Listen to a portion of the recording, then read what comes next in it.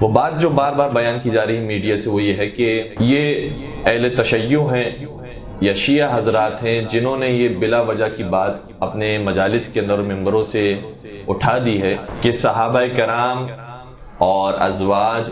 یہ وہ شخصیات تھیں کہ جو اہل بیت کی دشمن تھے، جبکہ تاریخ میں اگر دیکھا جائے تو اصحاب رسول میں اور اہل بیت کرام میں بہت زیادہ دوستیاں نظر آتی ہیں اور ایک دوسرے کی مدد کرتے ہوئے نظر آتے ہیں اور ایک دوسرے کا احترام کرتے تھے، ایک دوسرے کو سلام کرتے تھے، ایک دوسرے کے ساتھ اٹھتے بیٹھتے تھے۔ تو یہ جو تصور قائم کیا گیا ہے اہل تشیع کی جانب سے کہ صحابہ نے یا تابعین نے یا بعد والوں نے یا امت نے یا مسلمانوں نے اہل بیت کا حق نہیں دیا، ان کے حق پر غصب کر لیا، ان کے حق پر قبضہ کر لیا اور ان کی خلافت کو چھین لیا، ان پر ظلم کیا، انہیں قتل کیا، ان سے جنگیں کی، یہ ساری باتیں جو ہے وہ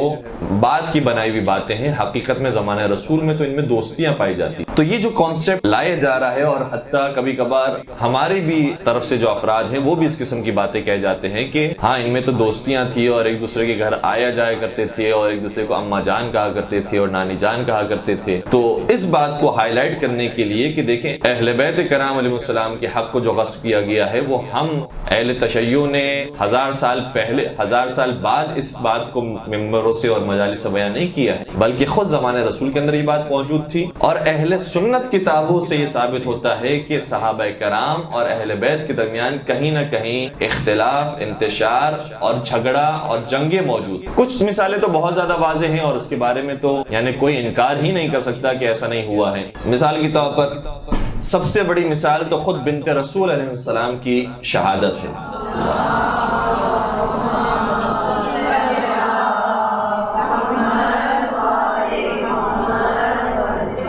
کہ وہ کیسے شہید ہو گئیں اور 18 برس کی عمر میں کیسے اس دنیا سے رخصت ہو گئیں، یا اگر ان کے بقول 28 برس کی عمر میں بھی وفات ہوئی ہے تو کیسے ہو گئی۔ اور خود ان کی سب سے معتبر ترین کتاب صحیح بخاری کے جملے ہیں جو میں آپ کی خدمت بیان کر رہا ہوں، اور اس سے واضح ہو جاتا ہے کہ آل رسول میں اور صحابہ رسول میں دوستیاں تھیں یا دشمنیاں تھیں۔ 3 مقامات پر صحیح بخاری کے اندر یہ عبارت موجود ہے، اور آپ جانتے ہیں کہ صحیح بخاری کو کتنی زیادہ اہمیت حاصل ہے اہل سنت کے نظر میں، یعنی وہی سمجھتے ہیں کہ قرآن کریم کے بعد جو سب سے مستند کتاب ہے وہ صحیح بخاری ہے۔ ٹھیک ہے، ہمارا کتاب کافی کے بارے میں یہ نظریہ ہے، لیکن ہم یہ نہیں کہتے کہ ساری کی ساری روایتیں جو کتاب کافی میں ذکر ہوئی ہیں صحیح سند ہیں، صحیح دلالہ ہیں، صحیح حدیثیں ہیں۔ ممکن ہے کہ بعض جگہوں پر ضعیف حدیثیں بھی آئی ہوں اور ہم کافی کی روایتوں کے اوپر اعتراض کر اور کہیں کہ نہیں ان روایتوں کو ہم نہیں مانتے، لیکن صحیح بخاری کی حدیثوں کے بارے میں تقریباً ان کا یہ نظریہ ہے کہ جو کچھ صحیح بخاری کے اندر آیا ہے سب صحیح ہے، اسی لیے اس کا پوری کتاب کا نام رکھ دیا گیا صحیح بخاری، کہ یہ امام بخاری کی صحیح حدیثوں پر مشتمل کتاب ہے۔ اور اس کے بعد داستانیں موجود ہیں کہ امام بخاری نے کوئی روایت اس کتاب میں ذکر نہیں کی مگر یہ کہ اس سے پہلے 2 رکعت نماز پڑھی، پھر استخارہ کیا، پھر دیکھا کہ استخارے میں اگر یہ روایت کے بارے میں صحیح آیا ہے تو اس کو ذکر کیا ہے، اگر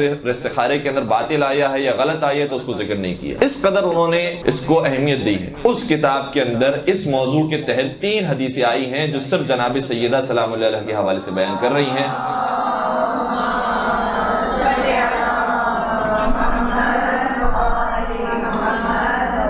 ایک جگہ پر یہ ذکر ہے کہ جب فدق کا معاملہ طے ہو گیا اور جو واقعہ تھا وہ واقعہ پیش آیا کہ اس کے بعد خلفاء نے اور شیخین نے بی بی کا حق نہیں دیا تو پھر کیا ہوا۔ اب جملے ہیں بخاری، فرماتے ہیں فغضبت فاطمة بنت رسول اللہ صلی اللہ علیہ وآلہ فحجرت ابا بکر فلم تزل مہاجرته حتی توفیت۔ کہتے ہیں کہ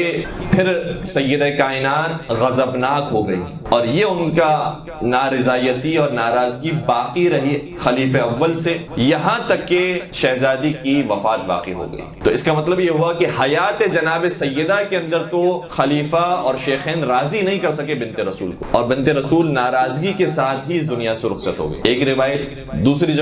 جگہ پر تقریباً یہی جملے ہیں۔ اچھا، یہ جو اب میں روایت بیان کر رہا ہوں یہ صحیح بخاری کے اندر بھی ہے، صحیح مسلم کے اندر بھی ہے۔ کہتے ہیں کہ فوجدت فاطمة على ابی بکر فی ذلک قال فحجرته فلم تکلمه حتی توفیت، کہ جو فدق کا معاملہ تھا جب وہ واقعہ پیش آ گیا سیدہ کائنات خلیفہ اول کے ساتھ غضبناک رہیں اور ناراض رہیں اور ان سے کوئی کلام نہیں کیا، فلم تکلمہ، انہوں نے کبھی ان سے کوئی بات نہیں کی، تو جس سے بنت رسول بات کرنا گوار نہ سمجھے، حتی توفیت، یہاں تک کہ سیدہ کائنات کی وفات ہو گئی۔ اب یہ وفات کا لفظ یہ بار بار استعمال کر رہے ہیں کہ یہاں تک کہ وفات ہو گئی، اتنا تو طے ہو گیا کہ جب تک بی بی زندہ رہی ان سے کلام نہیں کیا، بات نہیں کی، غضبناک رہی ان سے۔ کیسے ممکن ہے کہ صحابہ اور اہل بیت میں دوستیاں تھیں؟ اسی طریقے سے ایک تیسری روایت جو صحیح بخاری کے اندر پھر ذکر ہوتی ہے، فحجرتہ فاطمہ فلم تکلمہ حتی ماتت، یہاں پر لفظ ماتت استعمال ہوا ہے یعنی موت آ گئی، باقی جگہوں پر وفات کا لفظ استعمال کیا ہے، اس جگہ پر ماتت یعنی یہاں تک کہ انتقال فرما گئی۔ فحجرتہ فاطمہ، سیدہ کائنات ان سے غضبناک رہی، فلم تکلمہ، اور ان سے کوئی کلام نہیں کیا، حتی ماتت، یہاں تک کہ ان کا انتقال ہو گیا۔ تو یہ مسلسل صحیح بخاری کے سر میں آپ کی خدمت بیان کر رہا ہوں روایتیں، ورنہ صحیح بخاری کے جو استاد ہیں ابن ابی شیبہ، انہوں نے کتاب المصنف میں جو روایتیں لکھی اس میں تو پورا واقعہ ذکر کیا ہے کہ کیسے انہوں نے غضبناک کیا ہے،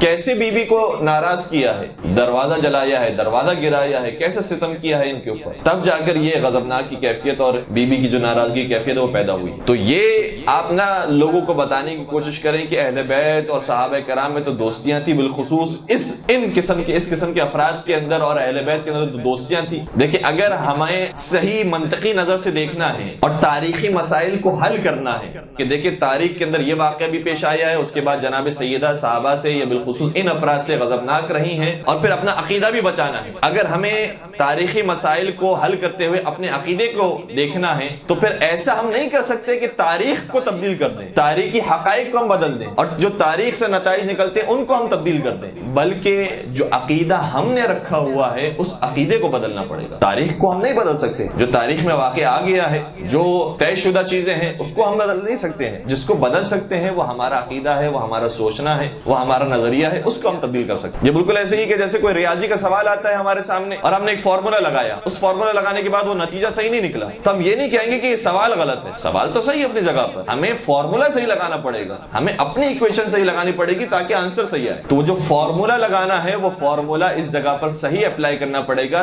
تب ہم یہ کہہ سکتے ہیں کہ جو تاریخ کے اندر مسائل آئے ہیں وہ اس طریقے سے حل ہو سکتے ہیں کہ اہل بیت اور تھے، صحابہ کرام اور تھے۔ ہاں بعض صحابہ کرام ایسے تھے جن کے فضائل بھی پیغمبر کرام نے بیان کیے ہیں، جیسے بار بار حتیٰ ابن ابی الحدید معتزلی نے شرح نہج البلاغہ کے اندر ان روایتوں کو ذکر کیا اور کہا کہ اہل سنت کتابوں کے اندر بہت زیادہ ذکر ہوئی ہے۔ حتیٰ ہم نے خود یہ سنا ہے مولانا طارق جمیل صاحب کی زبان سے کہ پیغمبر اکرم نے کئی مرتبہ ارشاد فرمایا کہ 4 افراد ایسے ہیں جو جنتی ہوں گے۔ کون سے 4 افراد؟ علی مرتضیٰ، سلمان فارسی، ابو ذر غفاری اور مقداد ابن اسود، یہ 4 افراد وہ ہیں جو جنتی ہوں گے۔ یعنی ہم بھی 4 کو مانتے ہیں، ایسے نہیں کہ 4 کو نہیں مانتے، ہم بھی 4 کو مانتے ہیں، لیکن شرط یہ جس میں پہلا علی ہو اور آخری مقداد ہو، ان 4 کو ہم بھی مانتے ہیں۔ اور بعض روایتوں کے اندر کچھ اور نام بھی آئے ہیں، مثال کے طور پر ایک جگہ پر آیا کہ 4 افراد جنتی ہیں، بعض جگہوں پر یہ بھی روایتیں آئی ہیں کہ 4 افراد وہ ہیں کہ جن کا جنت انتظار کر رہی ہے۔ ان 4 افراد میں اب ناموں کے اندر بھی جو کچھ مختلف جگہوں پر اور نام آئے ہیں وہ ایسے ہیں کہ علی مرتضیٰ، سلمان فارسی، پھر بلال حبشی اور عمار یاسر۔ تو بلال حبشی کا بھی ہماری نظر میں وہی احترام ہے جو صحابہ کرام کا ہونا چاہیے، اسی طریقے سے عمار یاسر کا احترام ہے، سلمان فارسی کا احترام ہے، ابو ذر غفاری کا احترام ہے، جناب مقداد کا احترام ہے، جناب حذیفہ یمانی کا احترام ہے اور بہت سارے دیگر صحابہ سب کا احترام ہے۔ لیکن وہ افراد کے جنہوں نے اہل بیت کو اذیت پہنچائی، وہ افراد کے جن کے بارے میں پیغمبر تاکید کر کے گئے تھے کہ ان کا تمہیں خیال رکھنا ہے، انہیں غضبناک نہیں کرنا، اور انہی کو غضبناک کیا گیا ہے، تو ظاہر سی بات ہے کہ جس نے احترام رسول نہیں رکھا، احترام میں حدیث رسول کو پامال کیا ہے، تو پھر ہم ان کا احترام کیسے کر سکتے ہیں کہ جو پامال کرنے والے ہوں سنت رسول کو اور حدیث رسول کو۔ اور اتفاق کی بات یہ ہے کہ یہ جملہ بھی صحیح بخاری کے اندر ہی ملتا ہے کہ نبی اکرم نے ارشاد فرمایا فاطمہ بضعۃ منی فمن اغضبها اغضبنی۔ یہ پورے جملے وہ ہے کہ جو صحیح بخاری کے اندر موجود ہے۔ کیا مطلب ہے کہ فاطمہ زہرا میرا ٹکڑا ہے، فمن اغضبها، اور جس نے سیدہ کائنات کو غضبناک کیا، اغضبنی، اس نے مجھے غضبناک۔ تو جناب سیدہ کو غضبناک کرنے کا مطلب یہ ہوا کہ رسول خدا کو غضبناک کیا، اور جس نے رسول خدا کو غضبناک کر دیا ہے پھر وہ رسول کا کلمہ پڑھ کے کیا کر رہا ہے، پھر وہ رسول کا مسلمان کیسے ہو سکتا ہے؟ اور قرآن کریم کی یہ آیت بھی موجود ہے کہ ان الذین یؤذون اللہ ورسولہ لعنہم اللہ فی الدنیا والآخرہ واعد لہم عذابا مہینا، کہ وہ لوگ کہ جنہوں نے اللہ کو تکلیف دی ہے یا اس کے رسول کو تکلیف پہنچائی اور اذیت دی ہے، اس کے رسول کو غضبناک کیا ہے، لعنہم اللہ فی الدنیا والآخرہ، اس کے لیے دنیا میں بھی لعنت ہے اور آخرت میں بھی لعنت۔ یہ قرآن کریم کی آیت ہے۔ تو ہمارے جتنے عقیدے ہیں وہ قرآن کریم کے اور تاریخ کے حقائق سے بالکل قریب ہے، اور ہم کوشش کرتے ہیں کہ قرآن کریم میں جو باتیں ذکر ہوئی ہیں اور تاریخ میں جو باتیں موجود ہیں ان سب کو حل کرتے ہوئے اپنے عقیدے کو پیش، اور ہمارے یہاں کوئی ایسا مسئلہ موجود نہیں ہے کہ جس کو ہم نے حل نہ کیا ہو، کوئی اعتقادی مسئلہ ایسا نہیں ہے کہ جو ہمارے ذہن میں اب تک موجود ہو اور ہم کہیں کہ نہیں شاید ہو سکتا ہے کہ وہ درست ہو، شاید ہو سکتا ہے کہ ہم درست ہو، ایسا کوئی مسئلہ نہیں ہے۔ سارے مسائل کو حل کرنے کے بعد پھر ہمارا یہ عقیدہ ہے کہ جو اہل بیت کرام علیہ السلام نے ہمیں دیا ہے، نبی اکرم نے ہمیں دیا ہے، کہ اگر لوگ ہماری آل کو یا اہل بیت کو یا بنت رسول کو غضبناک کرنے والے ہیں تو وہ ہمیں غضبناک کرنے والے ہیں، اور جو ظاہر سی بات ہے رسول اکرم کو غضبناک کرنے والا ہو وہ جنت میں تو نہیں جائے گا۔ تو یہ ہمارا جو نظریہ بنا ہے وہ احادیث رسول، قرآن کریم کی آیت اور تاریخ کو دیکھتے ہوئے بنا ہے۔ اچھا، اس کے بعد ایک اور بہت بڑی سی مثال اور بہت بڑی سی بات یہ ہے کہ واقع کربلا کے اندر ایک طرف اہل بیت ہمیں نظر آتے ہیں اور دوسری طرف صحابہ یا تابعین نظر آتے ہیں۔ ایسا بھی نہیں ہے کہ اہل بیت جہاں پر موجود ہیں وہاں پر کوئی صحابی نہ ہو، وہاں پر بھی صحابی ہیں، اور ہم انہی صحابہ کا احترام بھی کرتے ہیں کہ جنہوں نے جانیں قربان کی ہے دین رسول پر اور اہل بیت رسول پر، لیکن وہ کہ جنہوں نے تکلیف پہنچائی ہے یہاں تک کہ نواز رسول کا سر تن سے جدا کر دیا، ان کی لاش کو پامال کر دیا، ان کی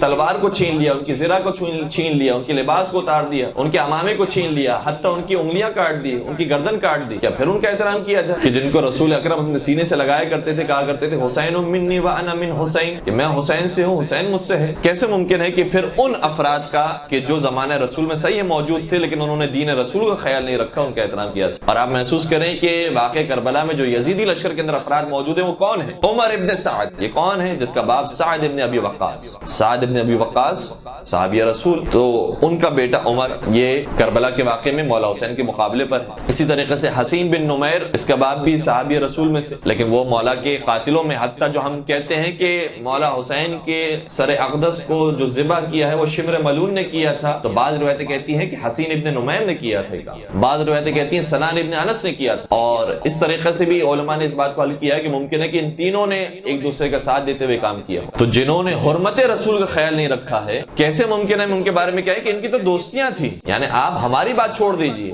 آپ نے تو تاریخ کو ہی تبدیل کر دیا کہ وہ جو ذبح کر رہا ہے آپ کہہ رہے ہیں ان کا دوست تھا کہ جو ذبح کرنے والا تھا۔ آپ ہمارے عقائد کو چھوڑ دیجئے، آپ خود اپنی بات کیجئے کہ آپ تاریخ کو کیا اس طریقے سے بیان کریں گے کہ وہ جنہوں نے ایک دوسرے کو کاٹا ہے، ذبح کیا ہے، ان میں آپس میں بہت محبتیں تھیں، دوستیاں تھیں، ایک دوسرے کو بہت اچھے لقب سے پکارا کرتے تھے۔ اور پھر میں آپ کی خدمت میں چند ایک مثالیں اور بیان کروں کہ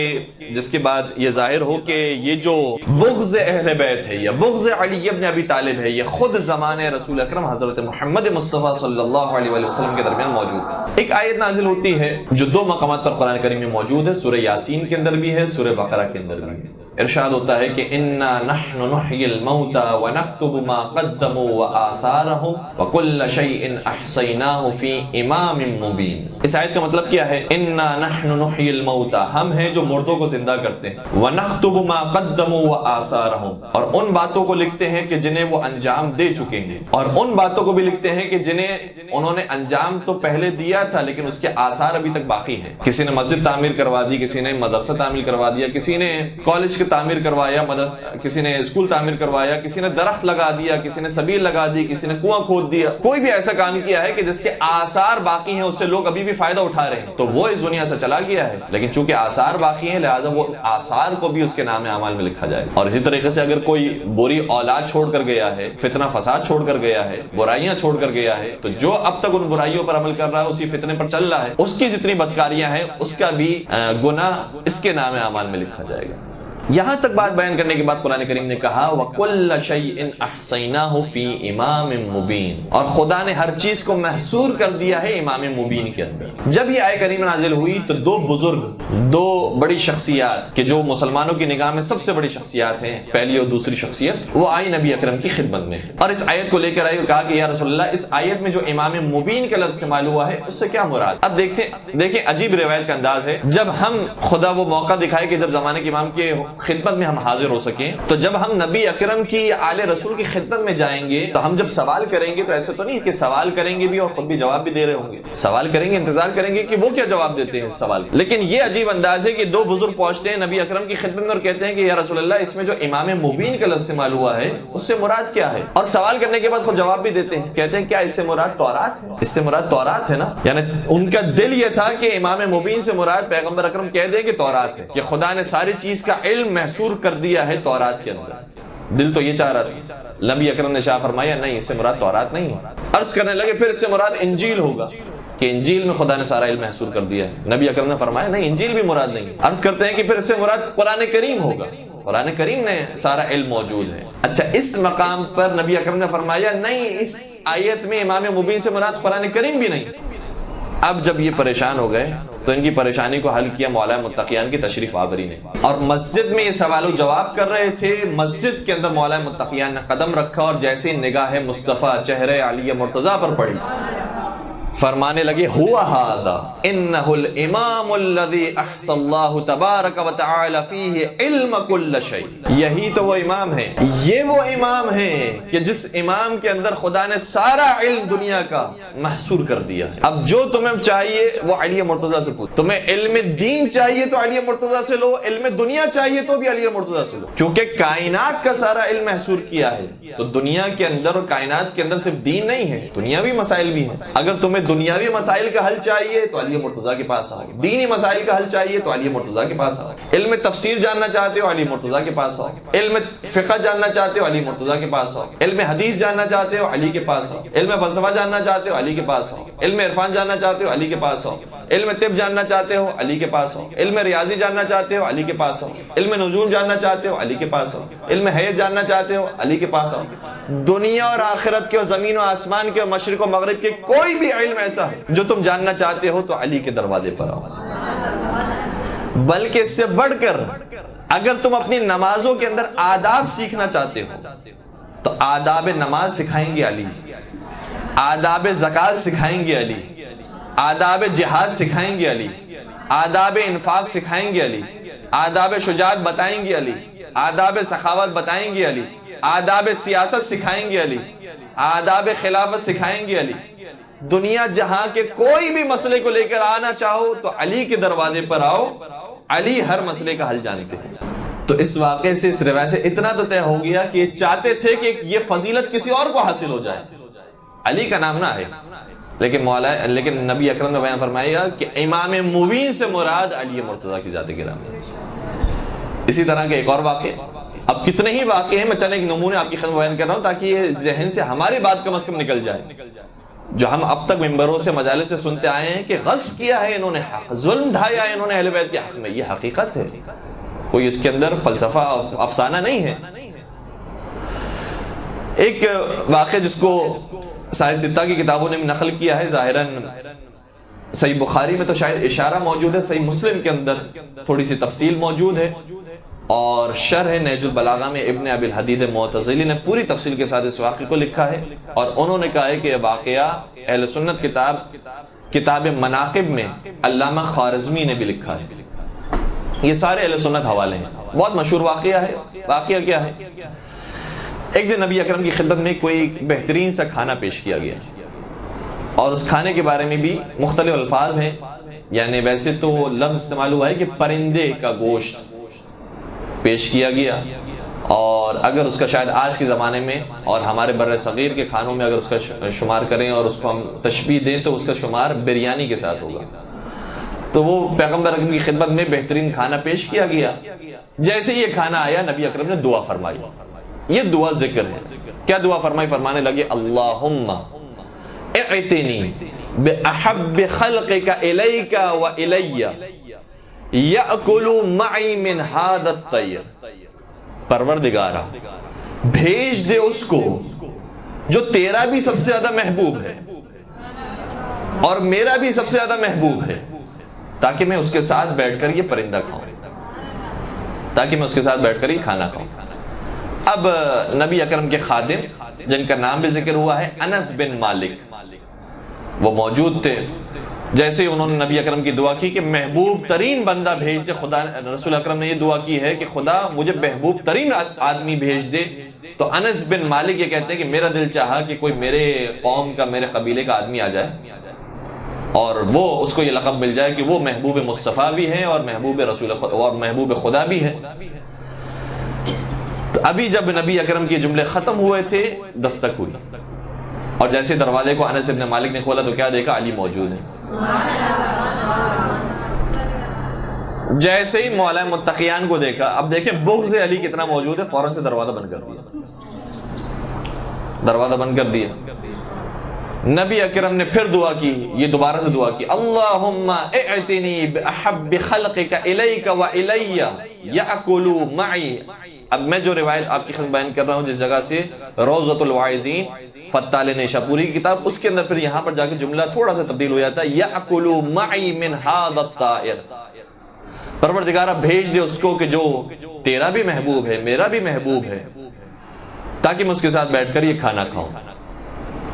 پھر دستک ہوئی، پھر خادم رسول نے دروازہ کھولا، پھر علی مرتضیٰ موجود ہے، پھر دروازہ بند کر دیا۔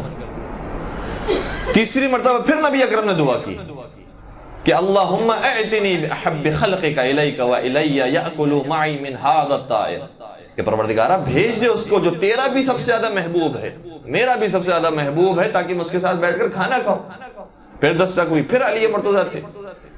اب جب وہ دروازہ بند کرنا چاہتا تھا، ہمیشہ ایک جملہ کہا کرتا تھا، کہتا تھا رسول اللہ ان کا مشغول، یہ ان کا مشغول یا انی مشغول،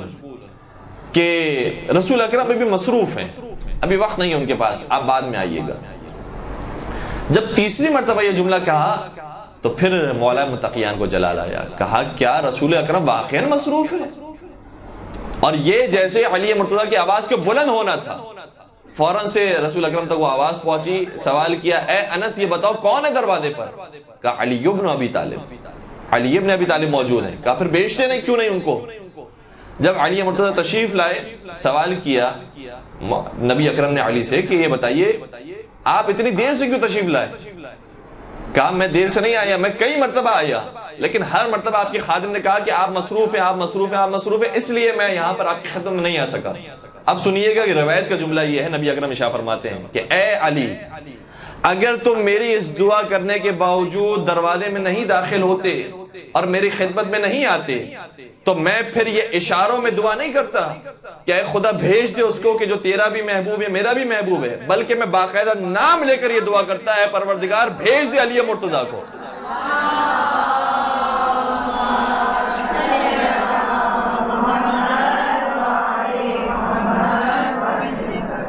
اور پھر جب مولا متقیان نے فرمایا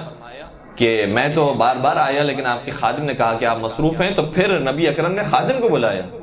کہا اے انس تم نے کیوں دروازہ نہیں کھولا اور کیوں اجازت نہیں دی علی مرتضیٰ کو؟ تو پھر اس وقت انس نے کہا کہ جب آپ نے یہ دعا فرمائی تھی تو میرا دل یہ چاہتا تھا کہ کوئی میرے قوم کا، کوئی میرے قبیلے کا آدمی آ جائے تاکہ وہ محبوب مصطفیٰ بھی بن جائے، محبوب خدا بھی بن جائے،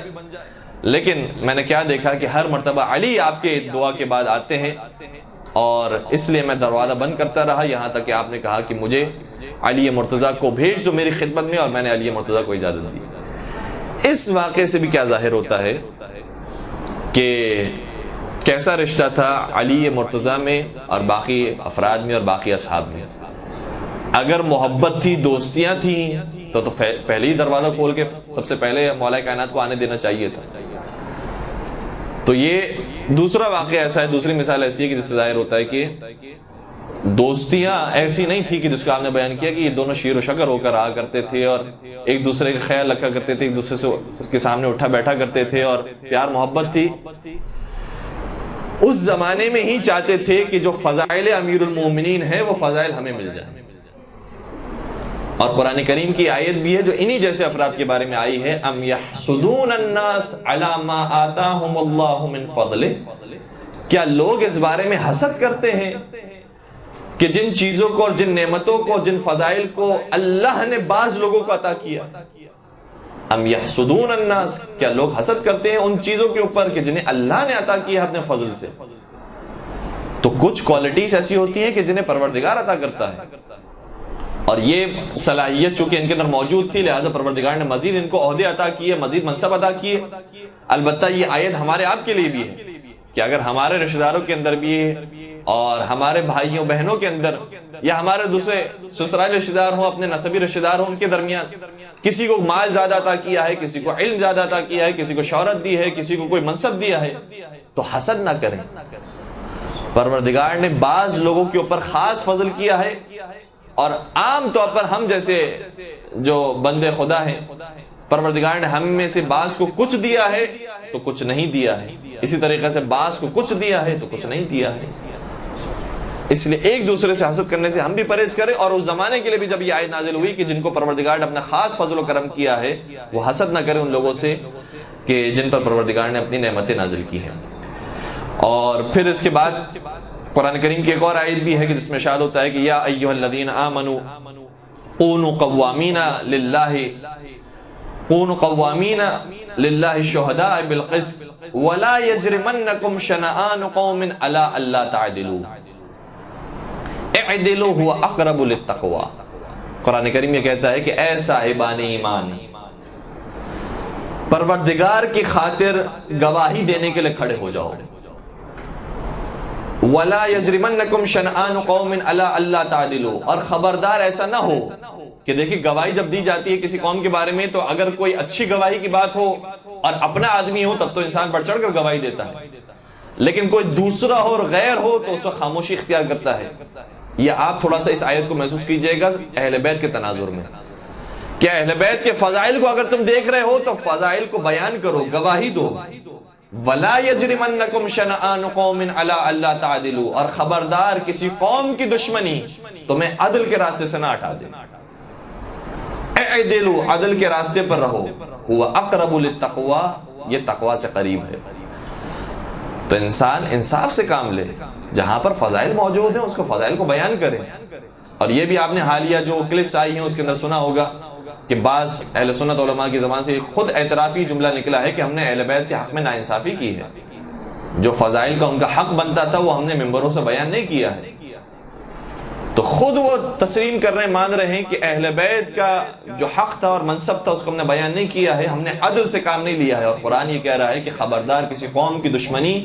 تمہیں عدل کے راستے سے نہ ہٹا دے، لہٰذا عدل سے کام لو۔ اور پھر قرآن کریم نے ویسے تو بے شمار بہت ساری آیتیں جس میں یہ پیغام دیا ہے۔ ایک اور واضح سی آیت جس کو میں نے سرنامہ کلام میں بھی آپ کی خدمت بیان کیا، اس کا بھی ترجمہ آپ کی خدمت بیان کر دیتا ہوں کہ وَلَا تَلْبِسُوا الْحَقَّ بِالْبَاطِلِ وَتَكْتُمُوا الْحَقَّ وَأَنْتُمْ تَعْلَمُونَ، حق کو باطل کے ساتھ نہ ملاؤ، ایسے مخلوط نہ کر دو کہ پتہ نہ چلے کہ حق کہاں پر ہے باطل کہاں پر ہے، یہ نہ کہو کہ یہ دونوں ایک ہی تھے۔ وَتَكْتُمُوا الْحَقَّ، اور حق کو نہ چھپاؤ، پوشیدہ نہ کرو، وَأَنْتُمْ تَعْلَمُونَ، جبکہ تم جانتے ہو کہ حق کہاں پر ہے۔ کتنی واضح سی آیت ہے کہ جس سے ابھی ہمارے حالیہ واقعات کے لیے یہ آیت نازل ہوئی ہو کہ حق اور باطل کو نہ ملاؤ، اور ایسے ملا کر پیش نہ کرو عوام الناس کے سامنے کہ لوگوں کو پتہ نہ چلے کہ حق کون تھے اور باطل کون تھے، واضح کرو تاکہ لوگوں کو بھی معلوم ہو، اور جبکہ تم بھی جانتے ہو کہ حق کہاں پر ہے اور باطل کہاں پر۔ ایک اور درود پڑھ دیجئے محمد و آل محمد۔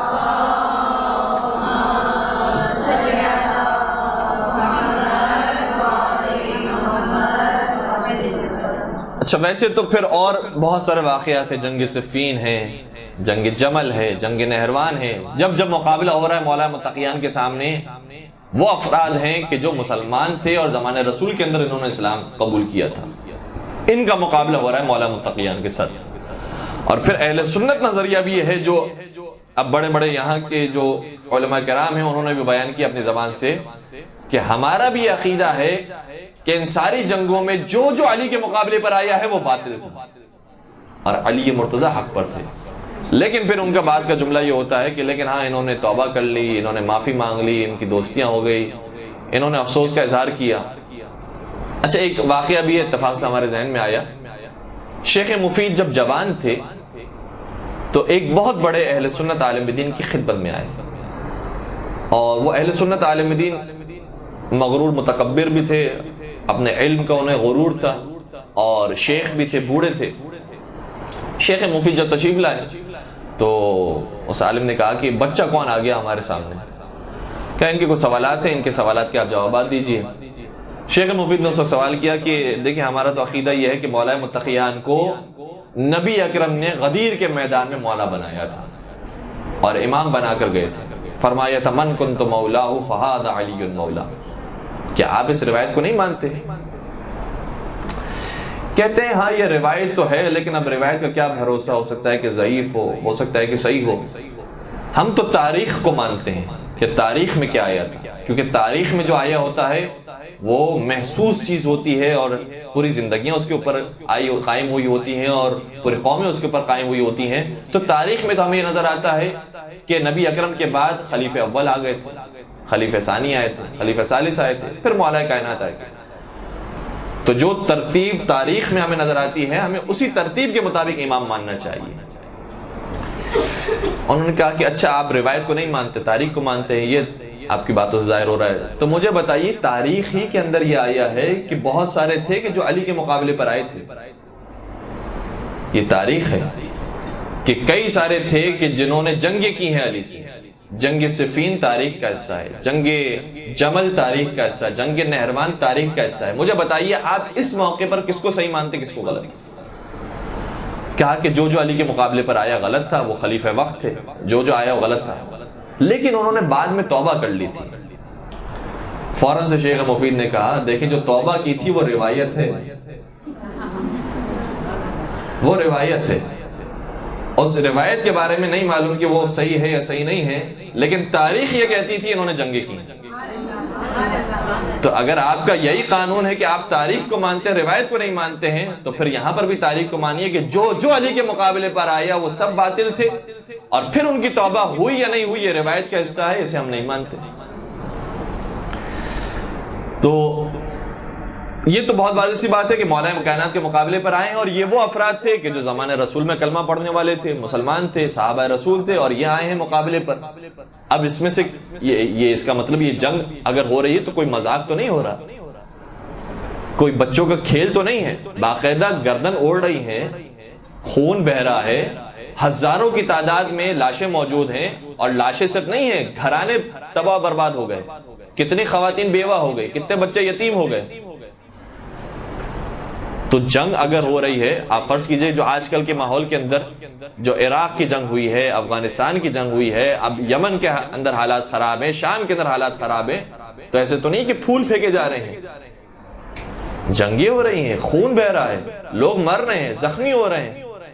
کتنوں کی زندگیاں برباد ہو گئی، کتنے گھر اجڑ گئے ہیں۔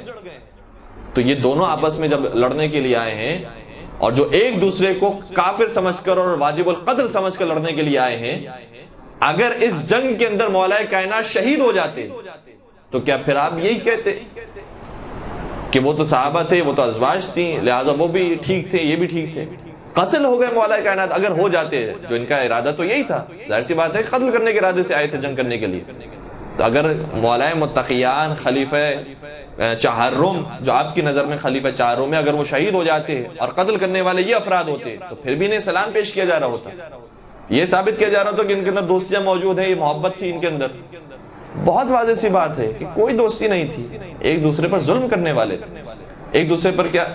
صحابہ، اور وہ افراد صحابہ بھی نہیں، وہ افراد جو اپنے آپ کو صحابہ کہلواتے تھے، اپنے آپ کو مسلمان کہلواتے تھے، انہوں نے ظلم کیا ہے اہل بیت پر۔ ایک اور چھوٹی سی روایت بیان کروں اور پھر میں بات کو آگے بڑھا دوں، اب کافی اس موضوع پر گفتگو ہو گئی۔ جنگ نہروان جب ہوئی ہے، جنگ نہروان کا بھی بہت سارے اس کے اندر واقعات اور مولا کائنات کی زندگی کی تو ایک ایک حصے کے اندر کئی سارے پیغامات ہمارے لیے موجود ہوتے ہیں۔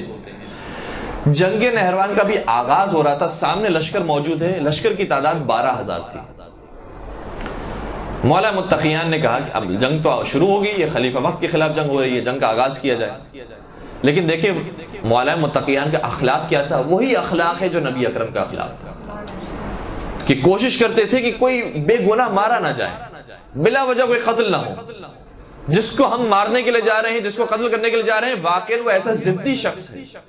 کہ جو ہمیں مارنے کے لیے آیا ہے، اسے معلوم ہے کہ ہم حق پر ہیں، ہمارے سارے فضائل جانتا ہے، لیکن پھر بھی ضد پر موجود ہے اور نہیں ماننے کے لیے تیار ہے، اس کو ہم صرف ماریں۔ ایسا نہ ہو کہ جو لا علمی میں آ گیا ہے، جہالت میں آ گیا ہے، کسی وجہ سے آ گیا ہے، اس کو پتہ نہیں کہ کون ہے مقابلے پر اور اس طریقے سے جنگ کرنے کے لیے آ گیا، وہ بھی مارا جائے۔ نبی اکرم جس طریقے سے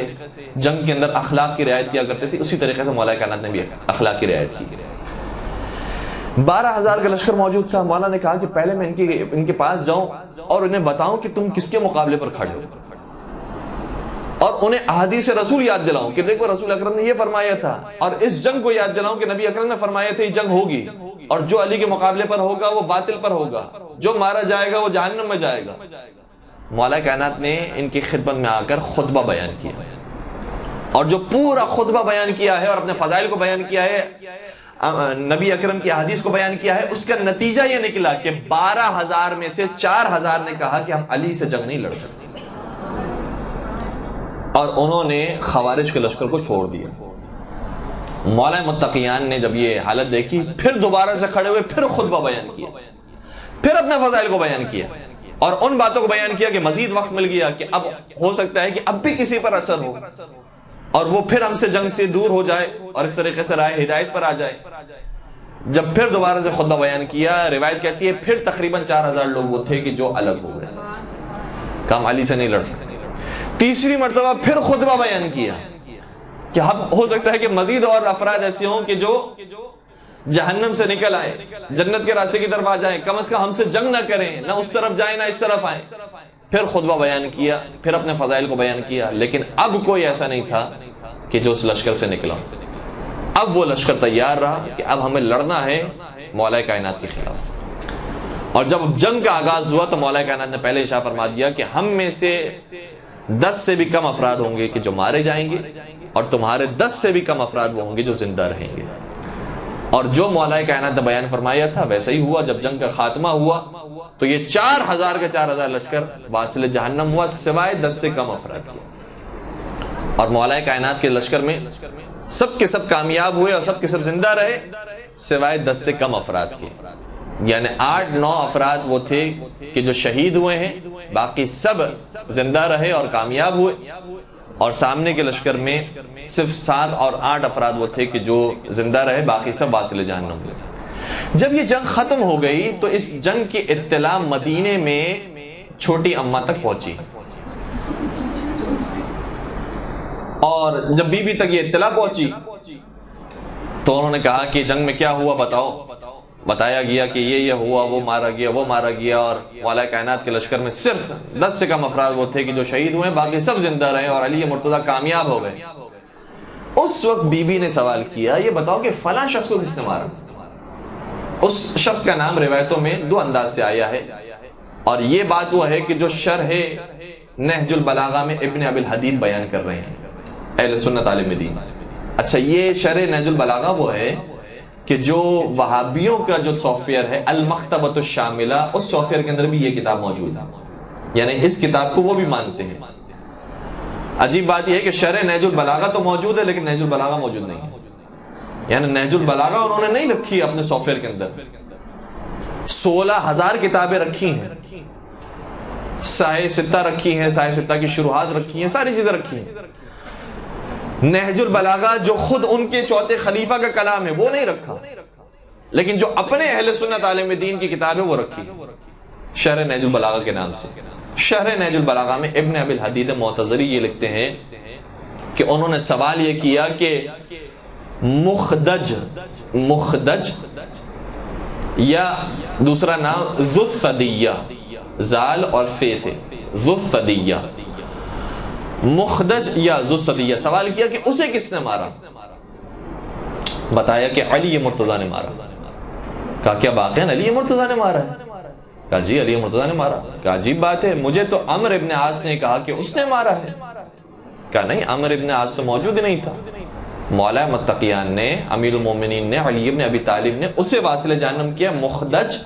یا ذو الثدیہ، اسے واصل جہنم کیا۔ کہا عجیب بات ہے۔ جب یہ ایسی حالت دیکھی بی بی کی، بی بی نے ایک سوال اور کیا کہ کیا تمہاری اس بات پر کوئی گواہ بھی موجود ہے؟ گواہوں کو لے کر آئے، بہت ساری تعداد میں گواہ آگے، کہا ہم سب نے دیکھا ہے، ہمیں معلوم ہے کہ علی مرتضیٰ نے اسے واصل جہنم کیا۔ ان کا افسوس اور بڑھنے لگا۔ جب ان کا افسوس بڑھنے لگا تو ان کی تشویش بڑھنے لگی کہ آخر ماجرا کیا ہے۔ سوال کیا کیا آپ نے اس شخص کے بارے میں کوئی رسول اکرم کی حدیث سنی تھی؟ اب بی بی مجبور ہو گئی جواب دینے پر، تو بی بی نے ایک حدیث سنائی ہے۔ دیکھیں اب تک یہ بات چھپا کر رکھی تھی، جب اصرار بڑھا کہ آپ نے کیا کچھ سنا تھا نبی سے اس واقعے کے بارے میں، تو کہا کہ ہاں مجھے نبی اکرم نے بتایا تھا کہ مخدج یہ وہ شخص ہوگا جو بدترین انسان ہوگا اپنے زمانے کا، اور اسے وہ مارے گا جو اپنے زمانے کا بہترین انسان ہوگا۔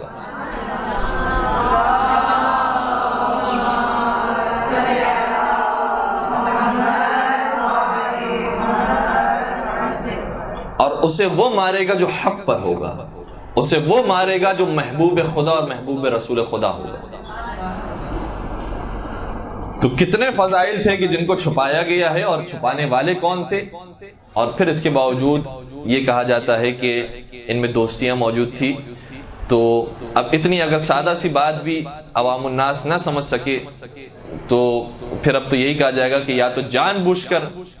نادانی کو اختیار کیا گیا ہے، یا واقعاً اتنے نادان ہیں کہ جو مجنون ہو جاتا ہے آدمی اور دیوانہ ہو جاتا ہے کہ جو حق سننے کے لیے تیار نہیں ہوتا، تو پھر اس کا کوئی علاج ممکن نہیں ہے۔ ایک درود پڑھ دیجئے محمد و آل محمد۔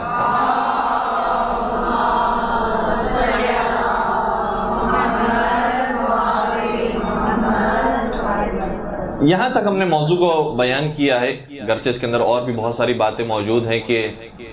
اس موضوع کو اور طولانی کیا جا سکتا ہے کہ اہل بیت و صحابہ میں کہاں کہاں پر کتنا تنازع ہوتا رہا، اور خود اہل سنت کتابوں سے یہ ساری باتیں ثابت ہیں۔